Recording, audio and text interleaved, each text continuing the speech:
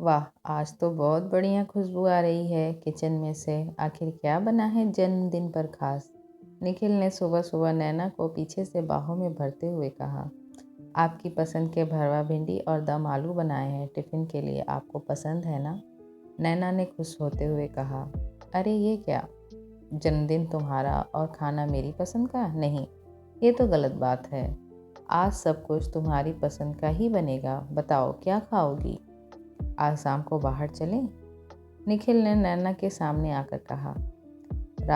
तक का मेनू पहले से तय है जनाब। बच्चे छोले भटूरे और गुलाब जामुन के लिए बोल रहे थे। घर में ही बना लेती हूँ। अभी कुछ ही दिनों में बच्चों का जन्मदिन आ रहा है, तब चलेंगे बाहर खाना खाने। बेकार इतना खर्चा क्या करना। नैना टिफ़िन पैक करते हुए कहती है। हाँ, ये बात भी सही है। जैसे तुम्हारी मर्जी। अच्छा, मैं अभी तो ऑफिस के लिए निकल रहा हूँ, लेकिन शाम को जल्दी आऊँगा। डिनर के बाद आइसक्रीम खाने चलेंगे। तुम अपना ख्याल रखना। और नैना के माथे को चूमकर ऑफिस के लिए निकल जाता है। नैना और निखिल की शादी को 9 साल हो चुके हैं।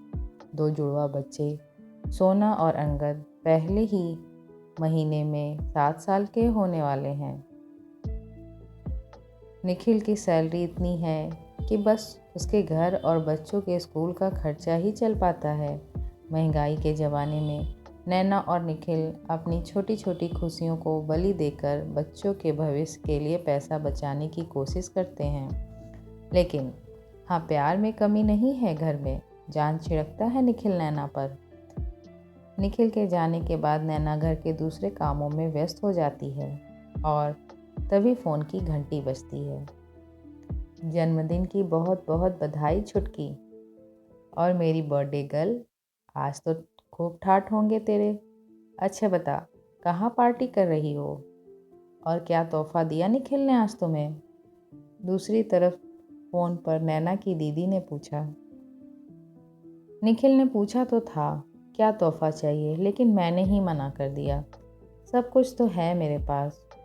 वो तो शाम को बाहर डिनर पर भी कह रहे थे। अब इस उम्र में क्या बर्थडे मनाना, घर में ही मना लूँगी, कुछ अच्छा खाने में बना लूँगी। बहुत भोली है तू छुटकी। ये तो इन मर्दों के चाल होते हैं, बस मीठी बातों में फंसा के रखते हैं। कंजूस कहीं के, मुझे देख, तुझसे बड़ी हूँ फिर भी हर साल अपना जन्मदिन मनाती हूँ। और मिसेस वर्मा की फ़ोटो देखी फेसबुक पर? क्या शानदार पार्टी दी है उन्होंने अपने जन्मदिन की। मैं तो तेरे जीजा जी से महंगा तोहफा भी लेती हूँ। मेरे पास बहुत उपाय हैं इन मर्दों से पैसे निकलवाने के। दरवाजे पर कोई है, मैं तुम्हें बाद में फ़ोन करती हूँ। ये कहकर काव्या ने फ़ोन रख दिया। लेकिन नैना के मन में अपनी बातों से असंतोष का कीड़ा छोड़ दिया। जो नैना अभी तक बहुत खुश थी, अचानक से उसका चेहरा मुरझा गया। शाम को कैसा रहा आज का दिन बर्थडे क्वीन का? निखिल ने प्यार से बालों में गजरा लगाते हुए कहा। 10 रुपए के गजरे से मानने वाली नहीं हूँ। महंगा तोहफा और शानदार डिनर चाहिए मुझे। नैना का गुस्सा 7वें आसमान पर था और गजरा निकाल के वहीं ज़मीन पर फेंक दिया। नैना का यह रूप देखकर निखिल के होश उड़ गए। तुम्हें सिर्फ 10 रुपए का गजरा दिखा? इसमें छिपा मेरा प्यार नहीं। निखिल समझ चुका था ये चिंगारी किसी की लगाई हुई है, जो अब आग का रूप ले चुकी है। तो हर पल हंसती मुस्कुराती नैना इस तरह भड़कती नहीं। घर का माहौल पूरी तरह से खराब हो चुका था। एक अजीब सा सन्नाटा पसर चुका था। जहाँ सुबह प्यार की खुशबू और संतोष की चाशनी बिखरी हुई थी, अब घर के हर कोनों में असंतोष और झगड़े की बू आ रही थी। नैना का ये रूप देखकर दोनों बच्चे भी सहम गए। थोड़ी देर बाद नैना और बच्चे निखिल के साथ बाहर गए, लेकिन कोई भी खुश नहीं था। वहाँ से आकर सब चुपचाप सो गए। निखिल बस इतना ही बोल पाया, तुम्हारा तोहफा मुझ पर उधार रहा, जल्दी ही दे दूंगा। और लाइट बंद करके सोने की कोशिश करने लगा। नैना अपराध बोध में उस पल से को कोस रही थी जब वो निखिल पर चिल्लाई थी। सारी रात वो सो नहीं पाई। जब वो निखिल पर चिल्लाई थी, रात उसकी ये सोचते सोचते निकली कि कितना खुश थी वह सुबह। आखिर उसकी दीदी की बातों में क्यों आ गई?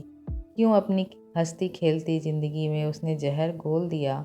कमरे के एक कोने में पड़ा मुरझाया हुआ गजरा उसे चिढ़ा रहा था, मानो कह रहा हो, उस समय यदि मैंने समझदारी से काम लिया होता तो यह मेरे बालों में महक रहा होता। बच्चे यूँ गुमसुम नहीं होते, निखिल यूँ करवटें नहीं बदल रहे होते, और मैं यूँ अकेली बैठी अपनी गलती पर पछता नहीं रही होती। इस गलती से नैना ने अपनी ज़िंदगी का बहुत बड़ा सबक सीखा कि अब से किसी की बातों से वह अपना ज़िंदगी खराब नहीं करेगी। तो दोस्तों, लोगों की लगाई छोटी सी चिंगारी हमारे घर को आग लगाने के लिए काफ़ी है। इस चिंगारी से हमें आग लगने से अपने घर को बचाना है। आपको क्या लगता है, निखिल का गुस्सा अगली सुबह शांत हो गया या नहीं? कमेंट में ज़रूर बताइए। नई कहानी को लेकर जल्द ही हाजिर होंगे। धन्यवाद।